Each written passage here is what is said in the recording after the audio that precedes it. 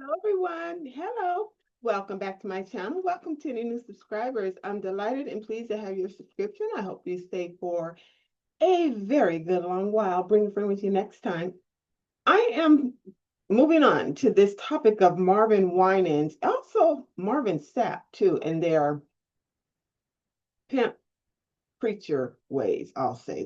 That's me. And I do feel some kind of way about it. So let me just preface that. If you didn't see my last video on Marvin I can't even keep them straight. On Marvin Winans' reprimand of a love offering of a woman who was laying a seed into the church for $1,200. And he said, I didn't ask, that's not what I asked you for. I asked you for 1,000 plus 1,000.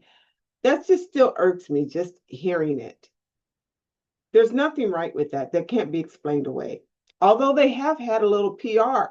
So PR, public relations, their job is to make a better image of the one you upped up. So they've been busy with him. And he, along with the woman, has had an interview with the local news channel in their Detroit area, I believe it is. And she was gracious and kind. Well, she was gracious and kind and she walked away because I wouldn't have walked away without putting my foot in it. So, so having said that, watch my energy. She was saying in the very short piece that she had was that she didn't feel reprimanded and that she feels basically more pressure from the public's feedback than what she felt standing there in a nutshell. But having said that, I'll let them iron all of that out. The reason I want to have a thing to say about it all is I've been very peeved about this practice for a very long time. And when it does come up publicly in such a way we can all see it, I've never missed an opportunity to have a thing to say about it because there's no explanation for it. There's no reason for it. It's extremely bad behavior. It's unacceptable. Do I sound unforgiving? It's not an unforgiving thing. It is a calling you to the carpet for what you did. People don't want to be called to the carpet for their behavior and their conduct. And so I'm going to move into these views. In the next couple of days, I do have about 3 little inlets that I would contribute to this as to why I do feel so, I wouldn't say strongly, I'd say sharply about it. So let me just give the best, she getting comfortable. Here it comes. I know myself. Let me give you the best mini history as to why it's very important to me. When I transitioned into my field, it had nothing to do with the personnel or people piece of business. I was doing quite well in the accounting stream.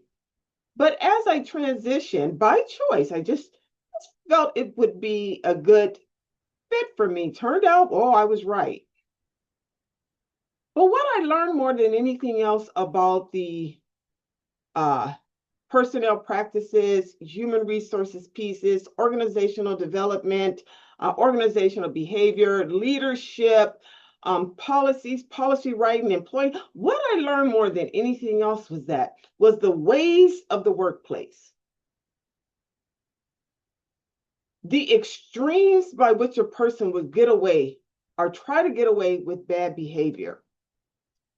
The practices by which someone will fend for a person, lie for a person, and all of these, what I now call bullies in the business place, bullies in the workplace, boss bullies. Now, they're not all like that, but it is a way of a person, which is why I even started this channel where I was discussing the ABCs of working, the acceptable behavior and conduct of a person. So you see that energy? I still haven't learned to fully harness the energy, but I'm sharing this with you to say, I'm sharing this short piece with you before I even get into talking about Marvin Winans, Marvin Sapp, and others who have done it, is The practice is already there.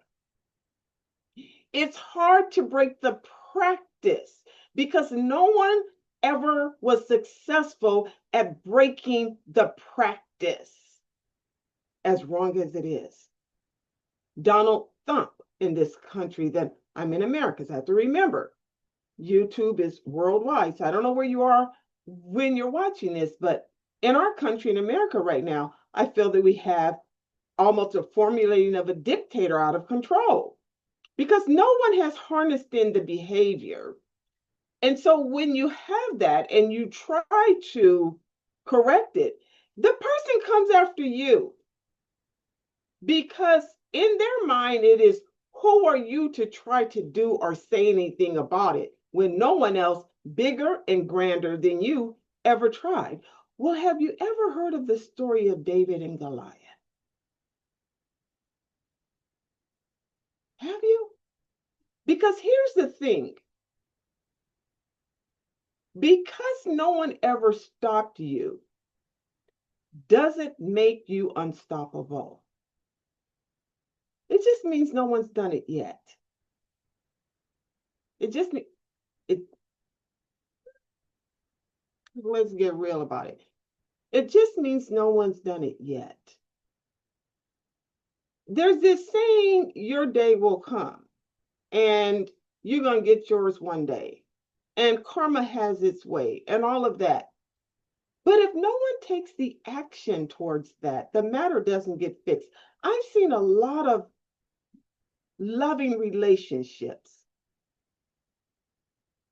are those with the potential to be just amorous and beautiful for everyone else to even observe. I see them fall by the wayside because the behavior of one of the persons was unacceptable. What a loss. And it happens repeatedly and repeatedly and repeatedly. So this is why it's important to me. And then I'll caveat with this as well, because I don't know when you're learning about my channel. My channel started July, so July going into my 4th year. And I had to explain what my intention was. And so if you're new to this channel, you're probably just picking up where you are right now, or maybe of the most recent videos. But I've always had the same intention. That is a purposeful platform with compassionate content about the ways and the behaviors of people. It's never changed. Although I have used several different topic matters towards that, the intention and the mission of my channel has never changed. Why? Because the most difficult person to change, fix, correct that behavior is typically the head. I said Donald Trump, the head position of the United States. Marvin Winans, the head of that church. Marvin Sapp, the head of that church. When the Me Too movement happened and it began to collapse, and it needed to, it had to reach the head of Hollywood, and for the most part, that's Harvey Weinstein, in order for it to stop. But you know what? It took all these droves of women coming out for various different men in Hollywood, not just, oh my God, Google the list. The names are in the hundreds, because it was a practice in that industry. I want my energy to shift. You see, my energy goes there because there is an arduous, how can I put it? There is an arduous restraint by the head to resist the change by which they've been doing this, because it's been effective to them. They're winning. They're getting what they want. Without us realizing, we are creating and nursing a narcissist. Now, I'm not diagnosing him. I'm not diagnosing Sapp. I'm not diagnosing Winans. I'm not diagnosing Weinstein. I'm not diagnosing any man who have done this. But the sense of control and demand to the extreme that when you do get caught at it, you go run and get your public relations person to fix my bad behavior so people don't see me as horrible as I really am. P. Diddy is a good, perfect example. This is I think I'm going to use this video just for this preference. I'm not even going to get in detail because it's already longer than I'd like. But this is the practice. And this is why it's problemsome for me. This is why it's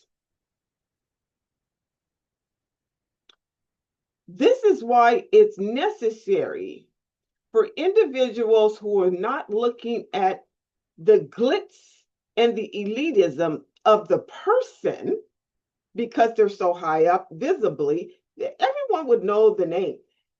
They look beyond that and they look at just the behavior, and that is how they can assess that the behavior itself is incorrect. Now they have to have the courage to do something about it. That's where it doesn't change because most people don't. The reason that most people don't is because they're connected to it themselves. They get something out of it themselves. They've learned to turn the other cheek.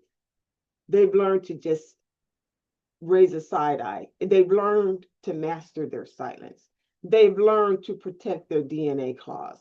They've learned to just, this is paying me well and my family, I'm not going to hurt my family. They've learned to sit and accept and say nothing about a completely wrong way of a person.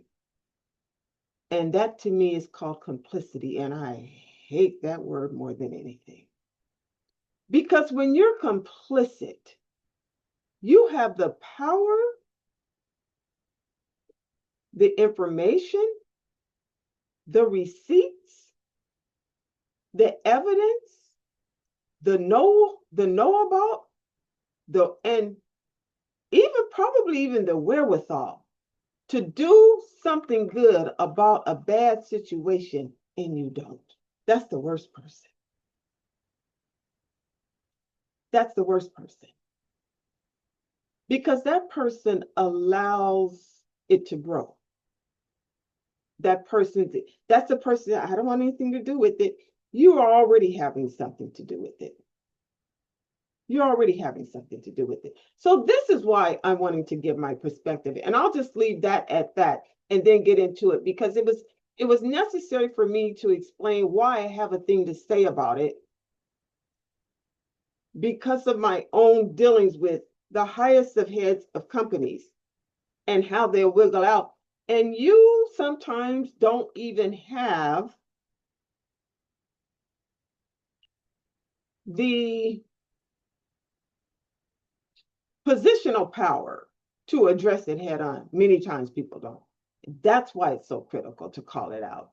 So having said all of that, although there has been a public apology, well, there's been so let's talk about the apology piece. He made an apology to her. Her name is, I believe, Miss Roberta, I think it's Ward. I'll put it in the description box. But Marvin Winans made an apology to her privately. This is wrong too. What you did was public. And now maybe since he has done it public and I haven't researched far enough to find out, what did he do? Uh-oh. My alarm. I'm baking a cake for my neighbors.